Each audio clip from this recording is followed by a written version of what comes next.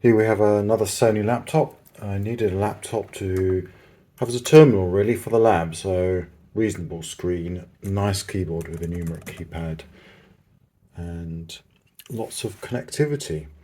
This one has got some nice sparklies. I wonder if that will show up on the camera like that. Not very retro. It's i3. I can't remember what year. It came with Windows 7. Didn't come with a hard drive. I only paid £9, like $12, €10 maybe. Well, the only downside is that the 3 USBs are not working. So in terms of connectivity, these are the 3 USBs and they're all together on one side, which is curious. And on the other side, lots of connectivity that we need for a lab terminal. Got a Ethernet, hopefully a gigabit, I'm sure it is. We've got VGA and HDMI, so nice and flexible on the monitoring. And I've even got an eSATA, which I haven't tested yet. Got an express card, not sure what that is. And on the front, the standard SD. And there's a Wi-Fi switch, so that's quite handy, so I can stop the Wi-Fi becoming activated. So I've taken the 2 screws out, and I think it's just a case of levering up, and there is the disc. There's a little holder there. So 2 screws at the back, and then that pulls out there. So nice and easy, and I can have some different discs for this, different OS, maybe a Linux for one purpose or a Windows for another purpose the next day. So this will be a good utility machine. So I'm going to quickly take this apart and start investigating the USBs not working. It'd be nice to get those fixed. And I'll probably give it a clean as well. I've taken a huge number of screws out. In fact, all of these. So this laptop doesn't appear to have Sony's tradition of marking each screw. So I just took as many out as I could see. Is that going to work? And the case is coming loose. Oh, brilliant. Look at that. Thank you, Sony. Nice, easy design. Wow, that needs a clean. Yeah, look at that. That's all dust. And pretty gooey dust.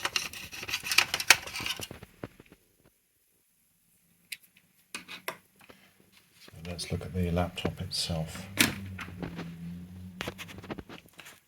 There are the USB devices. Can't obviously see. Are they connected? Maybe it's this ribbon. It says to audio board. I wonder what that means, because that's not really an audio board. Ah, the battery there.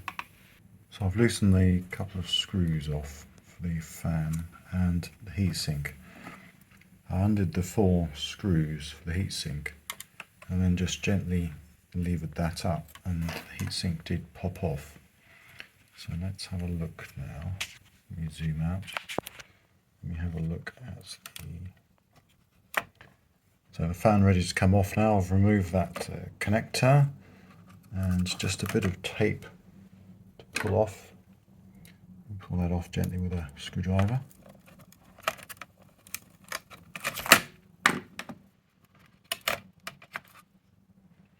There we go. There's the heatsink. Yes, that will be replaced. I think that would be a good idea. Let's look at the CPU. Zoom in a bit.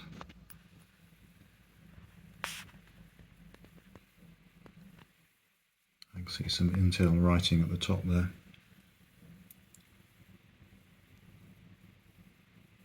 So I've removed the audio socket, unscrewed that because this plug seems particularly difficult to undo, so I think I'll keep that with the motherboard. The video monitor socket has got a little clip on it, so it was just a case of using the screwdriver to lift that clip, and that lifted up. So that's the monitor disconnected, and I'm not sure what that is, maybe some other device in the lid. And I've lifted the 2 aerial sockets for the Wi-Fi off the Wi-Fi card. I think that's the Wi-Fi card because this mentioned Bluetooth down here. In fact, I'll need to remove the Bluetooth. So by popping the clips on the back of this, I've managed to lift the keyboard up, and I think so it needs to lift upwards out of those clips after all the clips around it being popped. I think a lot are broken now. So that means I can much more conveniently get at the connector. There we go. Now that's it. Okay, so now this clip can move forward maybe. Push it from the other side.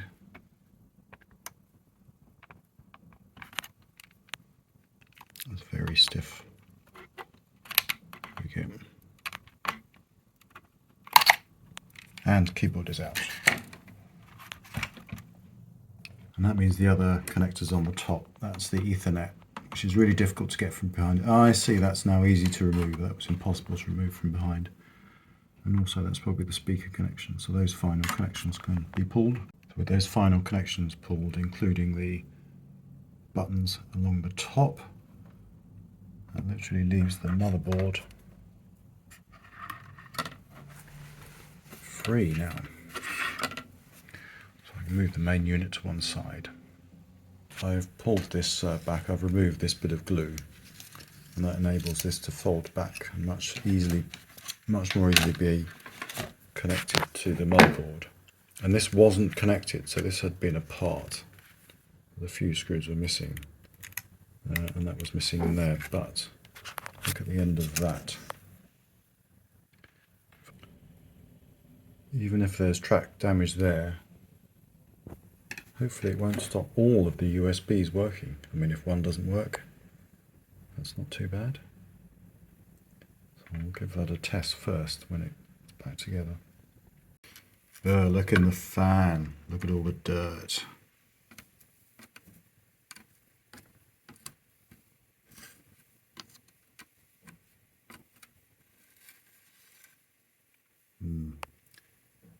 Well, hopefully that'll work better after a clean. Okay, bottom case and fan are soaking in some water. Well, not the fan. The heatsink is soaking in some water. So I think I'll start reassembling the basics, and I'd like to test, and in particular do the test of this part to see if this is too damaged to work again for the USBs. Well, the cable pushed in okay, so happy with that. And I've pushed that down firmly. And that seems to be reasonably strong. So I've plugged this keyboard in because it lights up and it's got the LEDs. And it's in one of the USBs. I haven't put the heatsink on, so I shouldn't really turn it on, but I will just quickly to test it. And let's see what we get. Green LED. Yes! We've got activity, we've got caps lock. Yep. Okay, we had a flasher. That's probably the... Let me turn the power off. That's probably overheating. But I think that's enough USB proof that I might as well proceed. So I'll put the fan back on after a good clean. New thermal compound. I had to chisel it off, but didn't go overboard. This is plugged in with a ribbon. I've temporarily put the SATA, the one that I fitted back in with Windows 7. So I think now time for a test, and it should boot up and I can test a keyboard and maybe a USB stick. So charger is in, there's no battery connected. Let me see if we get, we've got green light of power. We're going to get any video. Don't think the speakers are plugged in. I see there is some keyboard recognition. Ah, SATA is working. Trackpad is in. Oh, I see, we do have some lights down the front. They've gone now. There we go. Must be hard drive. USB the other side. Right. Now, as I was doing that, it switched off. That is strange. Why is it switched off?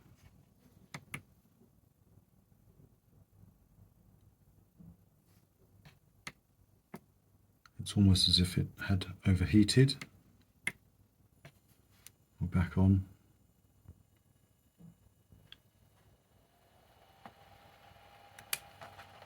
I put something where I shouldn't have.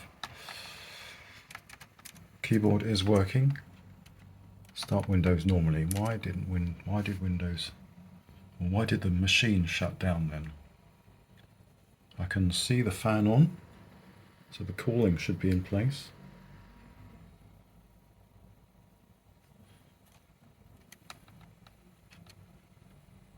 Well, that's weird. Oh, I can use the keyboards. So it's shutting down, so I need to check why it's shutting down on its own now. So this is after a couple of hours of fault finding, and not really finding a fault, if I'm honest. But through various combinations of things, I have now got it to start up again. And what seemed key is that I've had to do what the original person who dismantled this is, and remove that cable, except that I've left it on the motherboard end, which is difficult to get at. You really need to remove the motherboard, and I'm disconnecting it this end. And that has allowed it to come to life. But we did see earlier that it was working with a USB keyboard. So it looks like there's something intermittent about this board that brings the laptop down, maybe the power or something. So maybe there is a component which warms up and fails. Can't log in because there's no keyboard. So here is the USB board, and we saw this accept a keyboard. So what I did notice, if I can zoom in a bit, is this socket is very broken. So I wonder if that's causing some issue. I wonder if I just take that metal body off. So the front of it is very damaged. It does look like someone's had an accident there, doesn't it? I wonder if that's to do with the intermittent nature that's causing some short or something. So with the USB board plugged in, I thought it did work, and then I thought I heard a fizz. And look at what's happened. Well, so this board is definitely not happy. I wonder if that is passing on the 5 volts. I wonder if I can just remove those components and lose a bit of functionality, but not the basic USB. I basically desoldered the components that had fizzed on here.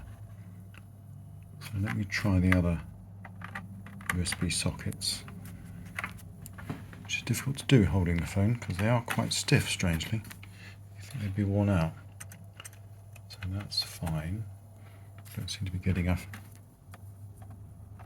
shutdown or a fizz.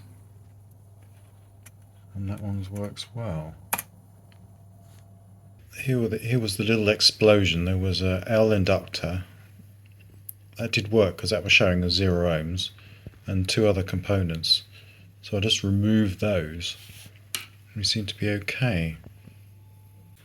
Or I could have been a bit more observant, and look, this is what caused the fizzing. This was bent back and touched the board. So I need to bend that down. Oh, that's what it was. Well, that's even more of a mystery. So how is this board now working with those components removed? Why earlier did this cause that short? Or maybe that has always been bent back. I'll have to look at the video because I don't know why I'd have bent that back. Okay, bottom case and fan are soaking in some water. Well, not the fan. So I've soak tested the laptop, and I've been checking this board. I think it's the ACL 269 driver. I'll check that. I'll put a picture up. And that little inductor feeds the 5 volts to one of the channels of that chip. That's basically the digital to analog converter. And each side is fed from a different inductor. So I've just solder bridged the inductor. I think what that did, and some capacitors, is smooth that. So I'll have lost a tiny bit of smoothing in the audio, but that's fine. It would be nice to get the speakers working. So I think the next thing, now I've identified the audio driver for this laptop as well, which I haven't got working, it's time to put it back together and start to test it. Obviously the headphone socket is very damaged, so I'm going to leave that as it is. And also the base I've now cleaned up, and that is looking much better. I might do a final bit of scrubbing, but in fact the bottom of the unit, if I can photograph that, that's now looking much cleaner. It's not immaculate, but this was a very cheap laptop. I don't think that the person who repaired it initially had taken out the motherboard. I think they'd struggled to disconnect that from the top, but you really need to remove the motherboard, and to remove the motherboard you need to remove the keyboard, sits there, so that you can easily get to these connectors, because really, particularly this one, this Ethernet connector, it goes through this little channel, so really there's no way of removing that. It's really difficult. And then of course the keyboard connector itself. Windows 7 you can't right click the start button, that wasn't improved in Windows 10, but I can right click computer, go to manage and device manager, right. So I've got Realtek audio not showing, and then there's no audio actually working.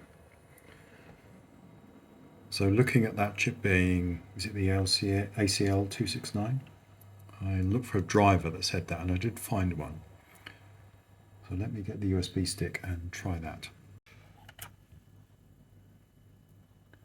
So USB working fine. Of course it's not USB 3 or anything on this, I think 2010 machine. Fan spinning up a bit.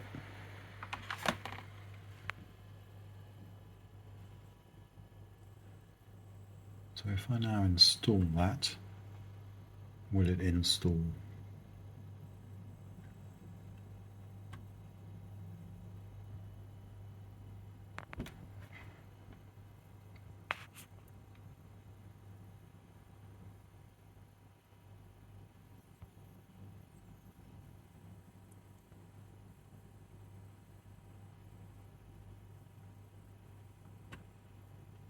I've got the spinny thing.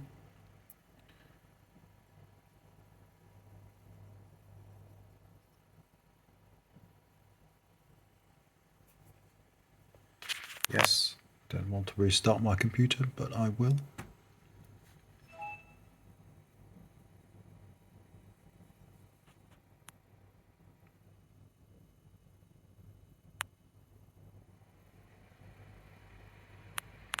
I'm going on the restart.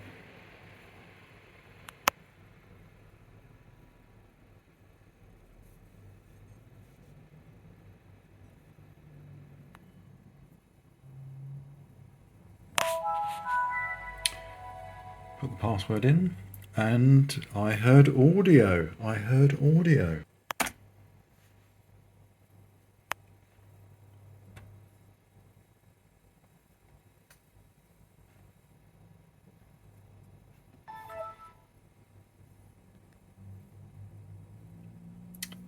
Okay, that's brilliant.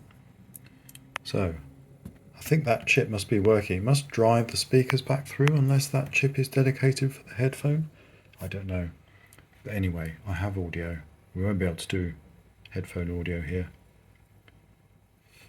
Yes, the other thing, I did break the little Wi-Fi switch. Can't remember where that is, but I don't think I'll be using Wi-Fi. I have got the Ethernet. I'll plug the battery back in. Has it detected the Ethernet socket? So change adapter settings. Yes, I've got a Marvel Yukon. How about Windows Media Center?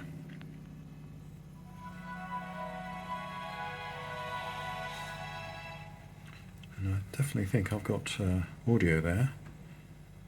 Let's put the audio up maximum and start it again.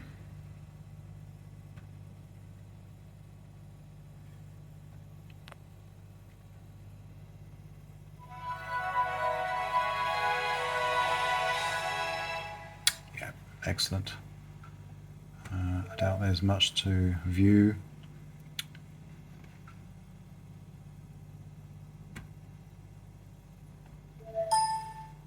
No internet connection. Express, custom, express.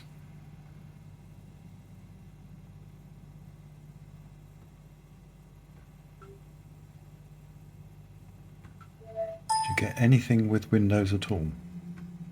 Sample videos, wildlife.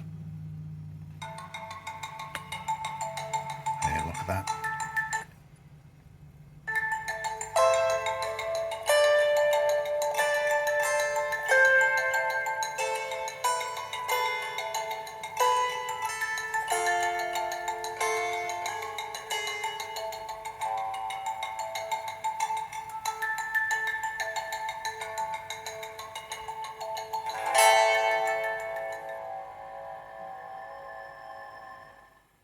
So as a final step, come outside. I thought I might try cleaning up this lid a bit. It is a bit scratched. I've cleaned off some of the glue. I've got some paint renovator and a drill, and I'm going to see if I can polish it out, or it might just go through the paint like last time I did this.